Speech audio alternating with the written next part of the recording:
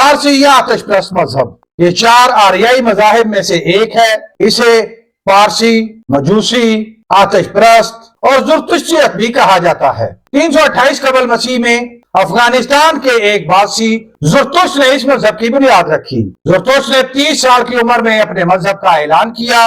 10 साल बाद वो खरासान चला गया। उस वक्त ईरान पर गुलतासब की हुकूमत थी। गुलतासब और उसकी मलका ने पारसी मजहब कबूल कर लिया। उसके बाद जुरतुश्तियत या आतिश प्रस्ती को सरकारी सरपरस्ती हासिल हो गई। कुर्शी आजम और दारा के जमाने में जुरतुश्तियत ईरान का सरकारी मजहब बन गया। ये एक गैर तबलीगी मजहब है।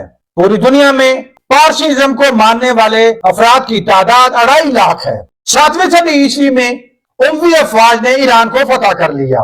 अब इस्लाम ईरान का सरकारी मजहब था। 10वीं सदी ईस्वी में पारसी लोग भारतीय गुजरात, पाकिस्तानी सिंध और बलोचिस्तान के इलाकों की तरफ नकल मकानी कर गए। पारसियों के यहाँ 2 खुदाओं का अकीदा पाया जाता है। 6 देवताओं का तस्वर भी मिलता है। पारसियों के एक फिरके के यहाँ भाई बहन की शादी भी जायज समझी जाती है। दसतीरा और औस्ता इनकी मुकद्दस किताब के 2 हिस्से हैं। पारसियों के यहाँ भी जन्नत और जहन्नुम का अकीदा पाया जाता है। ये आग को खुदा का नुमाइंदा समझते हैं। पारसियों के माबद में सारा साल आग जलती रहती है। नबी मुकर्रम सल्लल्लाहु अलैहि वसल्लम की विलादत के मौका पर ईरान का सबसे बड़ा आतिश कदा बुझ गया था। पुराने जमाने में पारसी अपने मुर्दों को खुले आसमान में परिंदों के लिए छोड़ देते थे। पारसी मजहब के 3 असूल क्या हैं?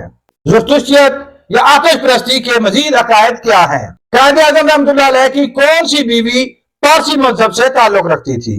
और मशहूर पारसी शख्सियात कौन कौन सी हैं? ये सब जानने के लिए नीचे दी गई मुकम्मल वीडियो जरूर देखिए।